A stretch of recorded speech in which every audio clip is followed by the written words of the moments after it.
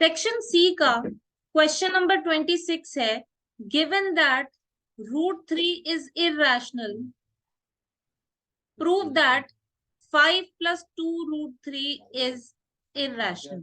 Do I actually need to prove it? No.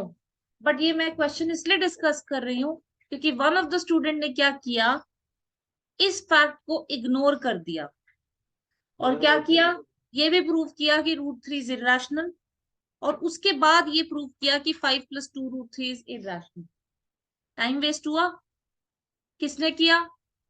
जिया ने किया, right? क्यों टाइम वेस्ट किया? क्वेश्चन में बोला है given that √3 is irrational, prove that 5 + 2√3 is irrational. तो आपको ये फैक्ट यूज कर लेना था that √3 is irrational. Question number 27, zeros of the polynomial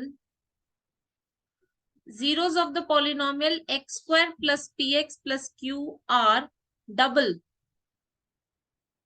They are double of the zeros of the polynomial 2x² - 5x - 3. Find the value of p and q. अब देखो, इसके zeros जो है वो इसके जीरोस के डबल है। इस क्वेश्चन को दो तरीके से किया जा सकता है। या तो आप इसके जीरोस ही फाइंड आउट कर लो, उसका डबल कर दो, वो आपका x² + px + q के जीरोस हो जाएंगे। तो पहले आप 2x² - 5x - 3 को सिंप्लीफाई करो, स्प्लिटिंग द मिडिल टर्म लगा के। सम है -5, प्रोडक्ट है -6, सो 2x² - 6x + x - 3 = 0। इसके अलावा कोई और फैक्टर सोच सकते हो? -3 और -2 लिया था। अगर -3 और -2 को ऐड करते हो तो -5 आता है, बट अगर -3 और -2 को मल्टीप्लाई करोगे तो 6 आएगा, -6 नहीं आएगा। आपको सम चाहिए -5, प्रोडक्ट चाहिए -6।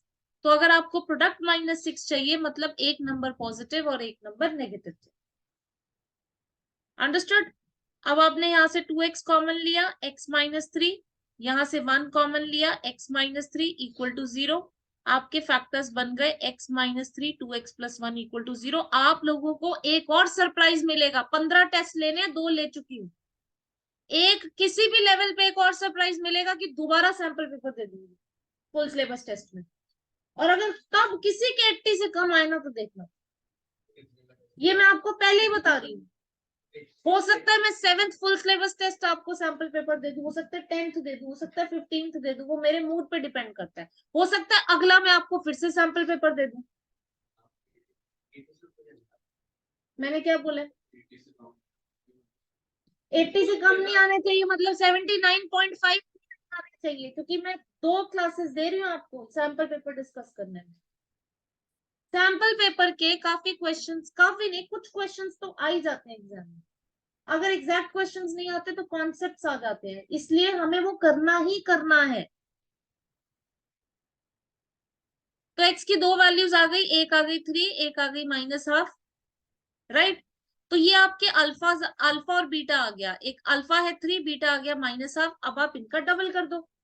आपने डबल किया तो 2 अल्फा की वैल्यू 6 आ गई और 2 बीटा की वैल्यू आ गई -1। अब इससे एक पॉलिनोमियल बनाओ। सम क्या होगा, दोनों को ऐड करो 5, प्रोडक्ट क्या होगा, दोनों को मल्टीप्लाई करो -6। और जब सम और प्रोडक्ट आ जाता है तो आपका पॉलिनोमियल क्या होता है, x² - sx + p plus product x² - sx + p। अब इसको आपने कंपेयर करना है x² + px + q से, and now you need to find out the value of p and q. So you can say p is -5 and q is -6. Understood? आपको एक polynomial given था, आपको बोला था दूसरे पॉलिनोमियल के, ये इस पॉलिनोमियल का जो जीरोस है वो दूसरे पॉलिनोमियल के डबल है, तो आपने उसके निकाल लिए, उसका डबल कर दिया, उसका सम प्रोडक्ट करके नया पॉलिनोमियल निकाल लिया और पी और क्यू की वैल्यूज निकाल ली। किसको समझ नहीं आया? आ गया समझ? इसको करने का एक दूसरा तरीका भी है। व्हाट इफ ये 2x² - 5x - 3 फैक्टराइज ना हो पाता, तो क्या करते? तो भी आपको पता होना चाहिए ना, क्योंकि ऐसे क्वेश्चन में हो सकता है कि वो फैक्टराइज ना हो पाए। तो आपने क्या करना है, तो इसका दूसरा तरीका ये है कि आप 2x² माइनस 5x-3 वाले पॉलिनोमियल के जो जीरोस हैं उसको अल्फा बीटा अज्यूम कर ले। Let zeros of 2x² minus 5x-3 be alpha and beta. तो according to this question alpha plus beta क्या होगा? Minus B by which is 5/2। Product क्या होगा? Alpha beta which is C by minus 3/2। अब जो आपका न्यू पॉलिनोमियल है उसके जीरोस क्या होंगे? 2 अल्फा और 2 बीटा। तो अब आप क्या करो, आपको नया पॉलिनोमियल निकालने के लिए सम और प्रोडक्ट पता होना चाहिए। तो अब आप सम लिखो। इन दोनों का सम क्या होगा? 2 अल्फा प्लस 2 बीटा। अगर मैंने 2 कॉमन लिया तो अल्फा प्लस बीटा आ गया। सो 2 इंटू 5/2, तो I can say 5 is the सम। अब प्रोडक्ट निकालते हैं। प्रोडक्ट क्या होगा? 2 अल्फा इंटू 2 बीटा। कई बच्चों ने ये मेथड लगाया है बट फिर भी आंसर गलत आया है। क्यों? क्योंकि उन्होंने प्रोडक्ट को 2 अल्फा बीटा लिख दिया, which is wrong. Product is 2 alpha into 2 beta. So this is going to give me 4 alpha beta. Alpha beta की वैल्यू आपको पता है -3/2। इसको कट करके आ जाएगा -6। आपके पास सम आ गया, आपके पास प्रोडक्ट आ गया। तो आपका पॉलिनोमियल क्या बन गया? x² minus sx plus p which is x² minus 5x-6। फिर आप इसको कंपेयर करोगे x² plus px plus q से, and then you can say the value of p is -5 and the value of q is -6। ये method आप लोगों को आना चाहिए। क्यों? क्योंकि कभी कभी ऐसा पॉलिनोमियल आ जाएगा जो फैक्टराइज नहीं हो सकता, तो उस केस में आपको ये तरीका आना चाहिए। ये हर बार आपको ये ब्लेसिंग नहीं मिलेगी कि आपको एक ऐसा पॉलिनोमियल दे दे जो फैक्टराइज हो सकता है। अंडरस्टूड? Any doubt? सबने नोट डाउन कर लिया?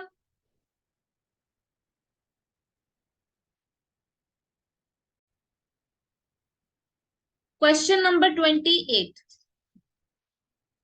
इसके मैं दोनों पार्ट्स कराऊंगी आप लोगों को। A train covered a certain distance at a uniform speed. If the train would have been 6 kilometre per hour faster, तो अगर स्पीड जो है वो 6 किलोमीटर पर आवर बढ़ा दें, it would have taken 4 hour less than the scheduled time. तो time जो है वो 4 आवर्स कम लगेगा। And if the train were slower by 6 kilometre per hour, अगर हम स्पीड को 6 किलोमीटर पर आवर से कम कर दें, it would have taken 6 hours more than the scheduled time. तो टाइम जो है वो 6 आवर्स ज्यादा लगेगा। Find the length of the journey. Length of the journey means the find the length of the journey. Yes, so we need to find the time taken to complete the journey. So we will write let the speed be x kilometer per hour and let the time be y hours. अब distance क्या होता है? Speed into time. Speed is distance upon time. Distance is speed into time. तो X Y is your distance. अब इन्होंने क्या कहा है? सिचुएशन 1, सिचुएशन 1 में ये बोला गया है कि अगर हम स्पीड को 6 किलोमीटर पर आवर बढ़ा दें तो हमारा जो टाइम है वो 4 घंटे कम लगेगा। डिस्टेंस तो उतना ही कवर कर रहे हैं ना। स्पीड को 6 किलोमीटर पर आवर बढ़ा दिया, टाइम हमारा 4 घंटे कम लगा। Speed into time is going to give me distance only, and distance is x y. Distance remains the same. So if I'll open it, I'll get xy plus 6y minus 4x minus 24 is xy. xy से xy cut गया. So I'm going to get 6y minus 4x is 24. ये बन गई एक equation. Now I'm going to move to situation 2. Now situation 2 says if I decrease the speed by 6 kilometre per our, तो नई speed क्या हो जाएगी? x minus 6. तो जो टाइम है वो 6 घंटे ज्यादा लगेगा, y plus 6. And speed into time is going to give me distance only, which is xy. समझ आ रहा है मैं इक्वेशंस कैसे बना रही हूँ? दोनों में मैं सेम फैक्ट यूज कर रही हूँ, that speed into time is equal to distance. अब इसको फिर से मैम ओपन करो। यस, मैम आपने इधर डायरेक्टली क्यों नहीं इक्वेट करा एक्स वाई को, और सीधा आंसर क्यों नहीं करा? जैसे व्हाट आई मीन टू से कि आपने x+6 और y-6 कर दिया एक साइड में। अब RHS में ये क्यों नहीं कर सकते x-6 y+6? अगर आप डायरेक्टली इक्वेट करोगे, you are just going to get one equation. तो we can In case of linear, we want two equations. Then only we can solve and get the value of x. Just remember, जितने variables हैं उतनी equations चाहिए, right? तो अगर दो variables हैं, we need two equations. हम एक सिंगल इक्वेशन से सॉल्व नहीं कर सकते. अब इसको ओपन करेंगे तो xy-6y plus 6x -36 is xy से xy कैंसिल हो गया. दूसरी इक्वेशन बन जाएगी 6x - 6y इज 36. थोड़ा सा इक्वेशन को छोटा बना लेते हैं. जो फर्स्ट वाली इक्वेशन है उसमें से हम 2 कॉमन ले सकते हैं. So this will give me 3y - 2x is 12. हाँ, वैसे छोड़ना है. हाँ ठीक है, वैसे छोड़ दो, एलिमिनेशन ऑलरेडी लगा ही हुआ है. पहली वाली इक्वेशन को यूज करते हैं. -4x है, देन +6y है, और उसके बाद है 24.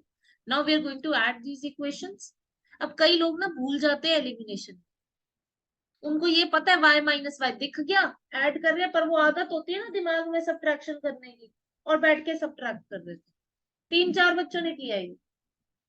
आपने ऐड किया, ये एलिमिनेट हो गया, तो बाकी 6 + 4 को 10 क्यों लिख रहे हो? फिर ऐड ही कर रहे हो ना, तभी तो y एलिमिनेट हो रहा है.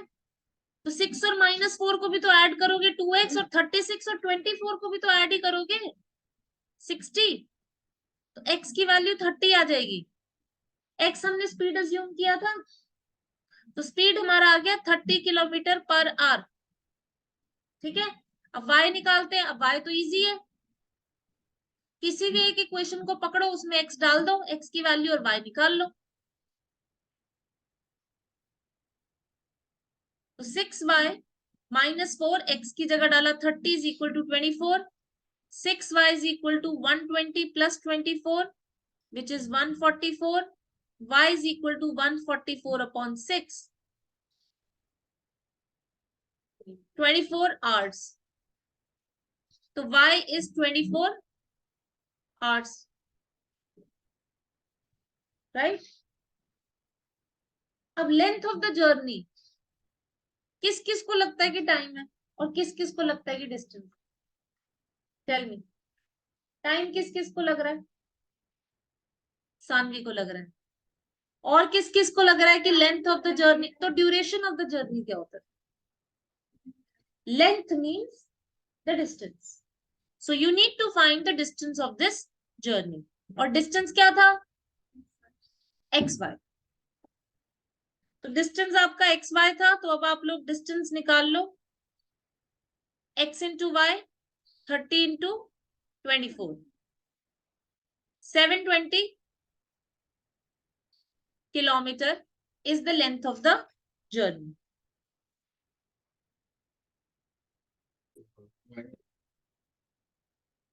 Question number 28 का और part. Arjun had some chocolates and he divided them into 2 lots A and B.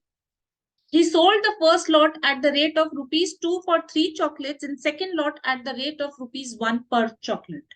2 lots है, first lot और second lot. तो let the number of chocolates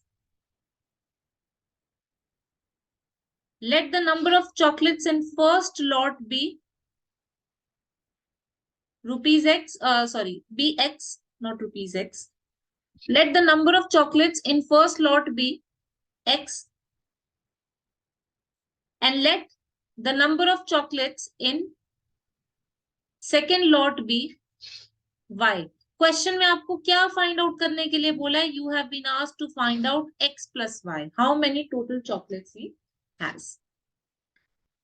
उन्होंने ये बोला कि अगर वो फर्स्ट लॉट की चॉकलेट को 2 रुपए, 3 चॉकलेट्स 2 रुपए की बेचे, और सेकेंड लॉट के चॉकलेट को 1 रुपए पर चॉकलेट बेचे, तो उसको 400 रुपए मिलते हैं. ये सिचुएशन आपको दी है.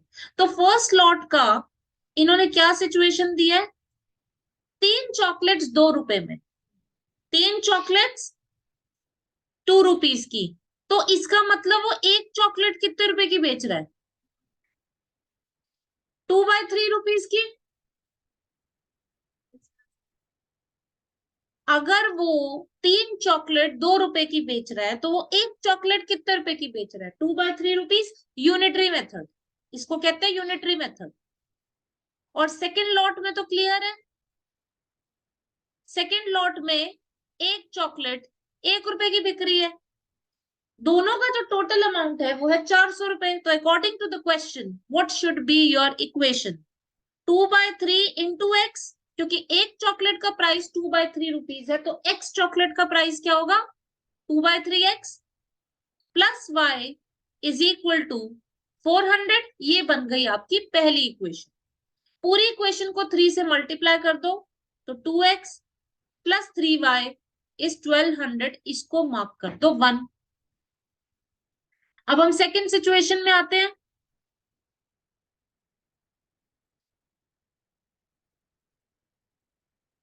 अब सेकेंड सिचुएशन में आपको क्या दिया है? If we had sold first lot at the rupees of 1 per chocolate, तो फर्स्ट तो क्लियर है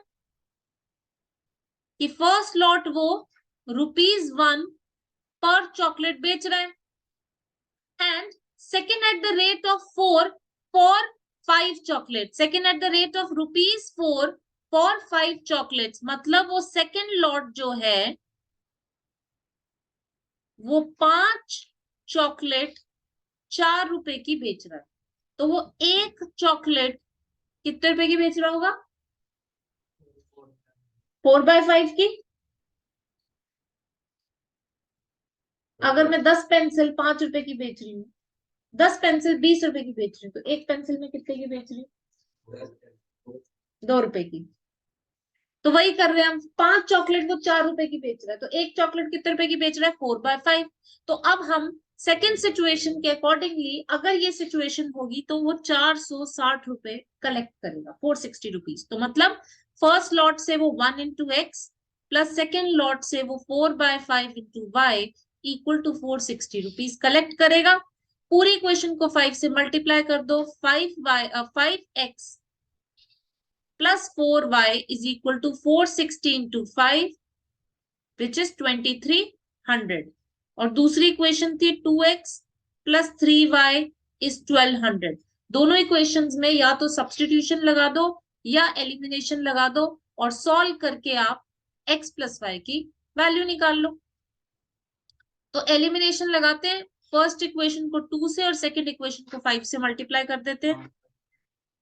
इसको 2 से मल्टीप्लाई किया, इसको 5 से मल्टीप्लाई किया, सो 10x प्लस 8y इज 4600, और ये आ जाएगा 10x प्लस 15y इज 6000। इसको सॉल्व करो and find out the value of x and y, x plus y।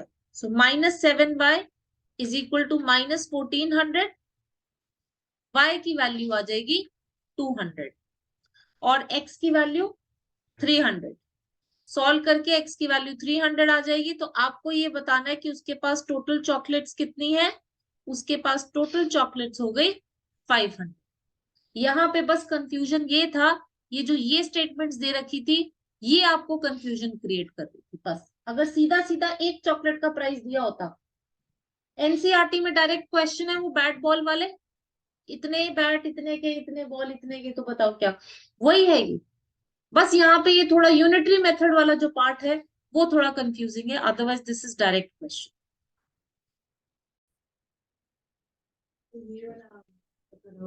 Question 29 में बोला है tan क्यूब थीटा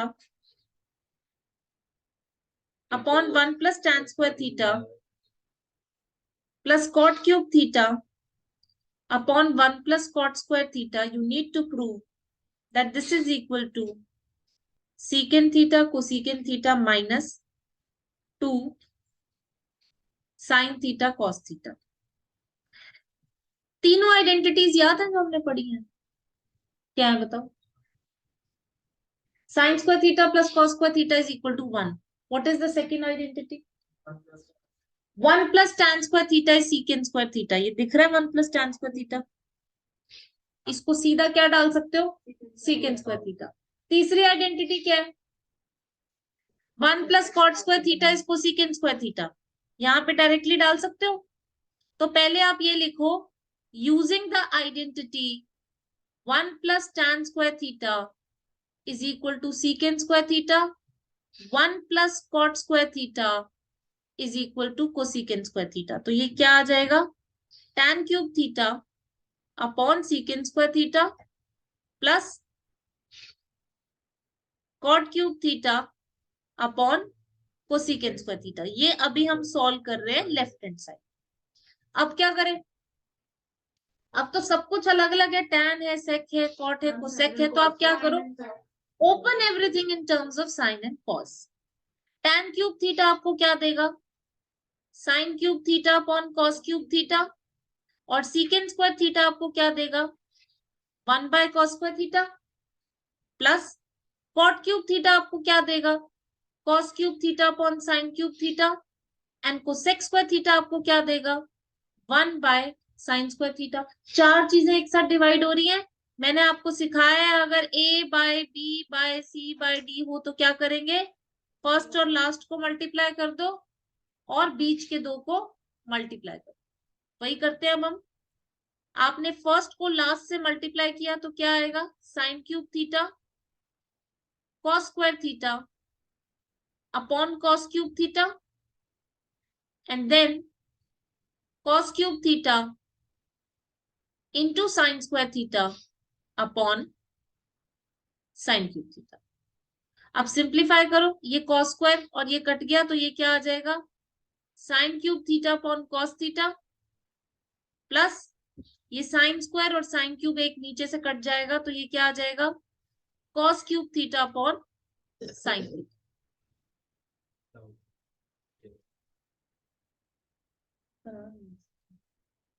अब आप क्या करोगे, एलसीएम ले लो। आपने एलसीएम लिया, साइन थीटा कॉस थीटा, तो ये क्या बन जाएगा, साइन की पावर 4 थीटा प्लस कॉस की पावर 4 थीटा। अब आप क्या करोगे, साइन की पावर 4 थीटा प्लस कॉस की पावर 4 थीटा की वैल्यू, ये ना आप लोग बहुत अच्छे से याद कर लो, जो मैं आपको सिखा रही हूँ कि sine 4 theta plus cos 4 theta कैसे निकलेगा, because this is very important. So what you're going to do is, you are going to use the property sin square theta plus cos square theta 1 होता है, right?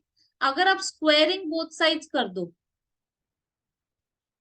So sine square theta plus cos square theta का square 1 का square 1 होता है। Left hand side में आप a plus b के whole square की प्रॉपर्टी लगा दो।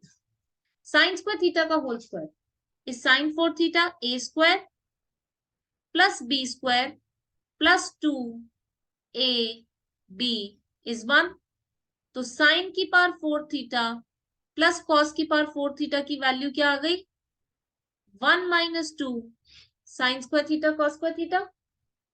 ये वैल्यू आप इसके न्यूमरेटर में डाल दो, so 1 minus 2 sine square theta cos square theta upon sine theta cos theta. और अब आप क्या करो, सेपरेट या split. So this is 1 by sine theta into cos theta minus 2 sine square theta cos square theta upon sine theta cos theta. अब पहले वाला part देखते हैं। 1 बाय साइन थीटा आपको क्या देगा, cosec theta, 1 by cos theta आपको क्या देगा, सेक थीटा, माइनस एक साइन, साइन से कट जाएगा, एक कॉस, कॉस से कट जाएगा, 2 साइन थीटा कॉस थीटा। ये एग्जैक्टली इक्वल टू आरएचएस आ गया एंड हेंस प्रूव्ड। काफी लोग क्वेश्चन 31 में बोला है 2 कॉइन्स आर टॉस्ड। अगर 2 कॉइन्स टॉस होते हैं तो सैंपल स्पेस क्या होगा, या तो दोनों हेड आएंगे, एच टी आएगा, टी एच आएगा, या टी टी आएगा। आपसे पहले पार्ट में पूछा गया what is the probability of getting at least 1 head. At least 1 head का क्या मतलब होता है, एक या एक से ज्यादा हेड। तो एक या एक से ज्यादा हेड किस किस में है, 1 2 3। तो H H, H T and TH. These are the cases for at least 1 head. तो कितने केसेस है? 3, total cases 4, probability 3/4। Second part में बोला है एट मोस्ट 1 हेड। बड़ी बार मैंने अपने पेपर में दिया है, बड़ी बार तुम लोगों ने गलत किया है, काफियों का इंप्रूव हो गया है, बट कईयों का अभी तक इंप्रूव है। एट मोस्ट का क्या मतलब होता है? एक या एक से कम। नंबर ऑफ हेड्स एक या एक से कम। एक किस किस में होगा? एच टी और टी एच में। और एक से कम क्या होता है? एक से कम तो सिर्फ 0 ही होता है। और 0 हेड्स किस में है? टी में। तो क्या होनी चाहिए प्रोबेबिलिटी? 3/4। यहां गलती की काफियों ने, इसको टीटी वाला केस इंक्लूड नहीं किया। अगर एटलीस्ट 1 टेल बोला है तो टेल वाला केस ले लो। अगर क्वेश्चन में बोला है एटलीस्ट 1 टेल, मतलब नंबर ऑफ टेल 1 और 0, तो इस केस में क्या आ जाएगा? H H. प्रोबेबिलिटी 3/4 ही रहेगी। ये मैं लास्ट बार बता रही हूँ, मैं बहुत बार बता चुकी। एटमोस्ट का मतलब होता है उतना या उससे कम, और उससे कम में 0 भी काउंट होता है ना। अगर मैं बोलूं एटमोस्ट 2 टेल्स, तो मतलब 2, 1 या 0, उसमें सारे केसेस आ जाएंगे, 1 होगी उसकी प्रोबेबिलिटी। एटलीस्ट का मतलब उतना या उससे ज्यादा, एटमोस्ट का मतलब उतना या उससे कम, और उससे कम में ये नहीं कि 2 से कम आप बोलोगे 2 या 1, 0 भी काउंट होगा। ठीक है। थर्ड तो मोस्टली सही था, a head and a tail. एक हेड, 1 हेड एंड 1 टेल। तो इसमें 2 ही केसेस आएंगे, H T and T H, और इसकी प्रोबेबिलिटी हो जाएगी 2/4 विच इज हाफ। ठीक है। सेक्शन सी हो गया खत्म। अब ये क्वेश्चन करने से पहले ना मुझे एक बात बताओ। सपोज मैंने ईशा को एक काम दिया, उसने वो काम 4 दिन में खत्म किया। ठीक है। वो सेम काम जब मुझे दिया गया, मैंने वो काम 3 दिन में खत्म किया। अगर अब मुझे किसी ने बोला कि ऐसा करो, आप दोनों मिलके ये काम खत्म करो, तो उसको 4 दिन लग रहे थे, मुझे 3 दिन लग रहे थे। अब अगर हम दोनों मिलके ये काम खत्म करेंगे तो क्या हमें 7 डेज लगेंगे? नहीं। हमें कितने डेज लगेंगे? क्या हमें 4 दिन लगेंगे? क्या हमें 3 दिन लगेंगे? हमें 3 दिन से कम दिन लगेंगे। क्यों? क्योंकि मुझे अकेले को ये काम खत्म करने में 3 दिन लग रहे थे, और जब ईशा मेरे साथ आ जाएगी तो ऑब्वियसली मेरा जो काम है वो 3 दिन से कम में खत्म होगा। यहां पे वैसी ही सिचुएशन, 2 पाइप्स हैं। ठीक है। अब 2 पाइप्स हैं, एक पाइप सपोज 4 घंटे में टैंक को फिल कर देती है, दूसरी पाइप 7 घंटे में टैंक को फिल कर देती है। अगर मैं दोनों को ओपन कर दूं, अगर मैं दोनों को ओपन कर दूं, तो क्या वो 7 + 4 घंटे लेंगे? नहीं। वो जो मिनिमम वाला टाइम है 4 घंटे, उससे भी कम टाइम लेंगे। So that is the reason we can not write 4x + 9y is equal to half. और वैसे भी जब आप दो चीजों को इक्वेट करते हो ना, वो सेम होना चाहिए। पहले तो हम इसमें ये करते हैं, क्वेश्चन में हमें ये बोला गया है कि 2 पाइप्स हैं, एक की लार्जर डायमीटर है, एक की स्मॉलर डायमीटर है। तो ये हम 2 पाइप्स अज्यूम करते हैं, एक की छोटी डायमीटर है और एक की बड़ी डायमीटर है। अब वो ये कह रहे हैं कि अगर इसको मैंने 4 घंटे के लिए ओपन किया और इसको मैंने 9 आवर्स के लिए ओपन किया, तो जो टैंक या जो पूल में फिल कर रही हूं, तो सिर्फ आधा पूल फिल होगा। ये सिचुएशन दी है। छोटे वाले को मैंने 4 घंटे के लिए ओपन किया, बड़े वाले को मैंने 9 आवर्स के लिए ओपन किया। जब दोनों को ओपन किया गया तो आधा पूल ही फिल हुआ, तो इक्वल टू तो हाफ होगा। हाफ क्या है? Half is the amount of pool which is being field. तो जो आपका लेफ्ट हैंड साइड है वो भी तो अमाउंट ऑफ पूल ही होना चाहिए ना, वो आवर्स कैसे हो सकता? राइट। अब और इंफॉर्मेशन क्या दी है? How long would it take for each pipe to fill the pool separately if the pipe of the smaller diameter takes 10 hours more than the pipe of the larger diameter. हमें ये बताना है कि भाई अगर मैं सिर्फ अकेला एक पाइप खोलूं छोटे वाला, तो वो अकेला पूल को फिल करने में कितना टाइम लेगा, और अगर मैं सिर्फ बड़े वाला पाइप अकेला खोल दूं तो वो पूल को फिल करने में कितना टाइम लेगा. This is what we are suppose to tell. So first of all we will assume let time taken by let time taken by pipe of smaller diameter. अच्छा, इसमें smaller diameter takes 10 hours less है ना. Let the time taken by pipe of larger diameter, let the time taken by pipe of larger diameter be x hours. Time taken by pipe of larger diameter to fill the tank to fill the pool separately, to fill the pool separately, मतलब अकेला. अगर छोटा pipe अकेला हम open करते हैं तो वो पूल को फिल करने में एक्स आवर्स लेता है, ये हमने अज्यूम किया. तो जो स्मॉलर डायमीटर वाला है वो कितना लेगा, वो x प्लस 10 आवर्स लेगा अकॉर्डिंग टू द क्वेश्चन. तो अगर आपका बड़े वाला डायमीटर 10 घंटे लेता है तो छोटा डायमीटर अकेले पूल को फिल करने में 20 घंटे लेगा. इतना क्लियर है. चलो अब हम बनाते हैं इक्वेशन. तो हमने एक पार्ट यूज कर लिया, अब हमने ये यूज करना है कि उसको 4 घंटे के लिए ओपन किया, उसको 9 घंटे के लिए ओपन किया और हमारा आधा पूल फिल हुआ. तो हमारा राइट हैंड साइड तो हाफ आएगा. हाफ क्या है, अमाउंट ऑफ पूल, कि कितना पूल भरा. तो हमारा लेफ्ट हैंड साइड भी तो यही होना चाहिए कि कितना पूल भरेगा वो. अब मेरे को एक बात बताओ, जो लार्जर डायमीटर वाला पाइप है वो एक्स आवर्स में पूरा का पूरा पूल भर देगा, राइट. अभी जैसे हमने वो चॉकलेट वाला क्वेश्चन किया ना, तो अब मुझे ये बताओ कि लार्जर डायमीटर वाला पाइप 1 घंटे में कितना पूल भरेगा, 1/x. तो उसने 1 घंटे में 1/x पूल भरा. हमने लार्जर डायमीटर वाले पाइप को कितने घंटे के लिए खोला है, 9 आवर्स के लिए खोला है. अब मैं इस सिचुएशन पे आ रही हूं.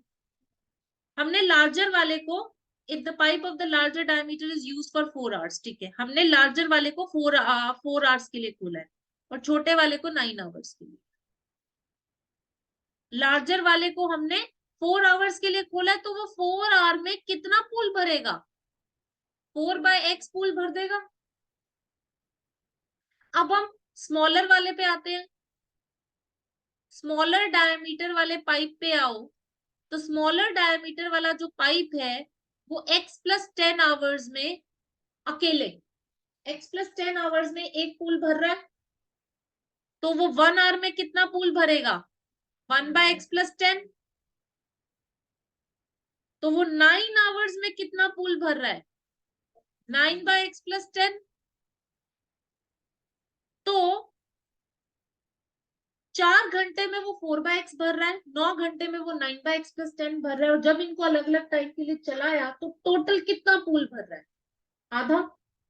It means when I will add both the situations on my right hand side, I am going to get half. On the right hand side, I am going to get half. So 4/x, 4/x is the amount of pool filled by the pipe of larger diameters in 4 hours, and 9/x plus 10,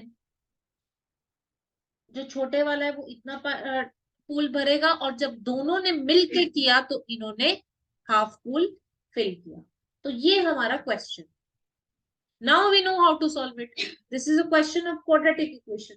just have to take LCM, make a quadratic equation and solve it.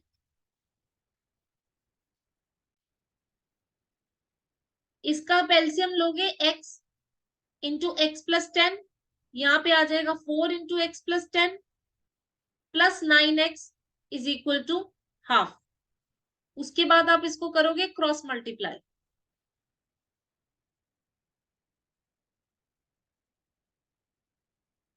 पहले numerator को open करो and then cross multiply.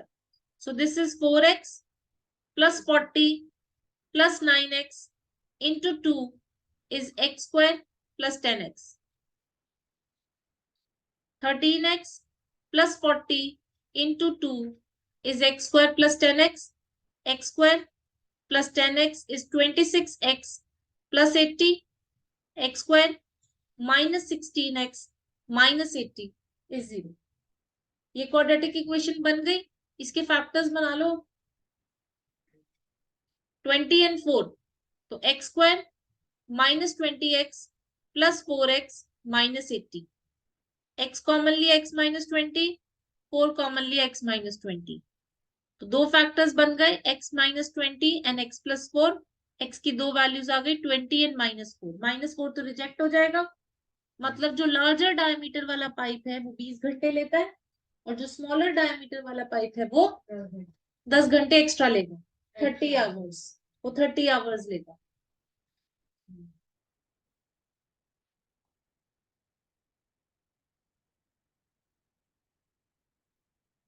और दोनों मिला के 50 घंटे नहीं लेंगे.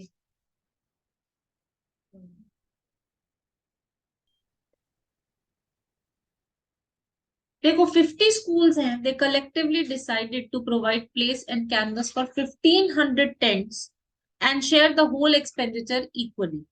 The lower part of each tent is cylindrical. तो टेंट ऐसा दिख रहा है. लोअर पार्ट जो है वो सिलेंड्रिकल है with conical top. So this is your figure. जो सिलेंडर है उसकी रेडियस आपको दे रखी है 2.8 और सिलेंडर की हाइट आपको दे रखी है 3.5 and the upper part is conical with the same radius and height is 2.1. If the canvas used to make the tent cost rupees 120 per meter square, find the amount shared by each school to set up the tents. तो आपने basically क्या करना है, आपने amount shared by each school निकालना है. अब amount shared by each school क्या होना चाहिए? Area of the tent. ठीक है, आप एरिया निकालोगे, उसको इंटू 120 करोगे तो आपकी टोटल कॉस्ट आएगी. उसको आप इंटू 1500 करोगे तो 1500 टेंट की कॉस्ट आ जाएगी. और ये जो कॉस्ट है ये इक्वली डिवाइड होनी है अमंग 50 स्कूल्स. तो आप इसको डिवाइड बाय 50 करोगे तो ईच स्कूल का कंट्रीब्यूशन पता चल जाएगा. आप सबसे पहले बिल्कुल जो मेन जो आपने निकालना है वो लिख दिया करो. क्यों? क्योंकि काफी चीजें कटेंगे. अब कई लोग कहते हैं अच्छा हम एरिया निकालेंगे, फिर हम उसको इंटू 120 करेंगे, फिर हम उसको 1500 करेंगे, फिर हम उसको 50 से डिवाइड करेंगे. एक एक स्टेप नहीं करना, सारा स्टेप एक साथ लिख दो और उसके बाद इसको सिंप्लीफाई कर दो. ये आ जाएगा 300. तो आपके पास आ जाएगा 3600 इंटू एरिया. तो अब आपका मेन क्या हो गया? आपको एरिया निकालना है, उसको 3600 से मल्टीप्लाई कर देना है. अब मेन पार्ट आता है, इसका एरिया क्या होना चाहिए? Sparsh, just give me the formula कि ma'am this should be the area of the tent. Ma'am total ma'am CS से लेंगे ना. CSA of ma'am CSA of cylinder लेंगे plus CSA of cylinder plus ma'am plus pi R square plus CSA of cone. CSA of cone, right? No. Daksh is saying no, this is not right. क्यों? यही तो मैंने आपको समझाया. तो मर्ज हो गया, तो ये तो मर्ज हो गया ना. तो इसका CSA, इसका CSA और बेस. तो इसमें क्या गलत है? Ma'am yes. मैम पर मुझे एक डाउट है. आपने मुझे मतलब लास्ट क्लास जब आप वॉल्यूम वाला करवा रहे थे तो आपने कहा टेंथ में बेस तो लेते नहीं. एग्जैक्टली. ये किस किस को याद था कि टेंट में हम कभी बेस नहीं लेते? मैंने आपको ये सिखाया था. मैंने आपको कहा था फिगर देख के आपको पता चल जाएगा, क्योंकि जो मर्ज हो रहे हैं you are not going to count it. But tent is the exception. दो एक्सेप्शंस बताए थे, एक टेंट बताया था और एक आपको बताया था हॉलो. अगर वर्ड यूज हुआ है हॉलो सिलेंडर, हॉलो कोन, तो इसका मतलब उसके कर्व्स नहीं है, राइट? तो इसमें पाई आर स्क्वायर नहीं आएगा. और जिसने पाई आर स्क्वायर किया तो 5 में से एक नंबर के अलावा और कुछ नहीं मिल सकता. Just for writing down the formula you will get the marks for making the figure. That's it. आपको पाई आर स्क्वायर नहीं लेना. पाई आर स्क्वायर नहीं लेने का रीजन है क्योंकि टेंट है. अगर ये टेंट नहीं होता, नॉर्मल कोई टॉय होता, तो हम नीचे वाला एरिया ऐड कर देते पाई आर स्क्वायर। अब आपको क्या करना है, फॉर्मूला लिखना है। सीएसए ऑफ सिलेंडर होता है 2 पाई आर एच और सीएसए ऑफ कोन होता है पाई आर एल। अब एल आपको निकालना पड़ेगा। एल होता है under root r square plus h square. R square 2.8 का स्क्वायर, एच स्क्वायर 2.1 का स्क्वायर, 28 2.8 का स्क्वायर 7.84 और 2.1 का 4.41, तो ये आ जाएगा आई थिंक 12.25। मैंने आप लोगों को लॉन्ग डिवीजन मेथड सिखाया हुआ है स्क्वायर रूट निकालने का। You can use that and the answer will be 3.5। अब आप डायरेक्ट फॉर्मूला में सब कुछ पुट कर दो। हाँ, कॉमन निकालेंगे, फॉर्मूला में डालो 2 पाई, रेडियस की जगह आपने डाला 2.8 और हाइट की जगह आपने डाला 3.5 प्लस पाई, रेडियस की जगह आपने डाला 2.8 और एल की जगह डाला 3.8। नाउ टेक आउट कॉमन, यहां से पाई 2.8 3.5 ये सब कॉमन आ गया। तो if I take common pi 2.8 and 3.5 inside the bracket, I'm not going to get only 2, I'm going to get 2 plus 1, क्योंकि दूसरे वाले पार्ट से सब कुछ कॉमन आ गया तो 1 बचे। 2 plus 1 is 3, तो 22/7 into 2.8 into 3.5 into 3, इसको कैलकुलेट करके मुझे बताओ एरिया क्या आ रहा है।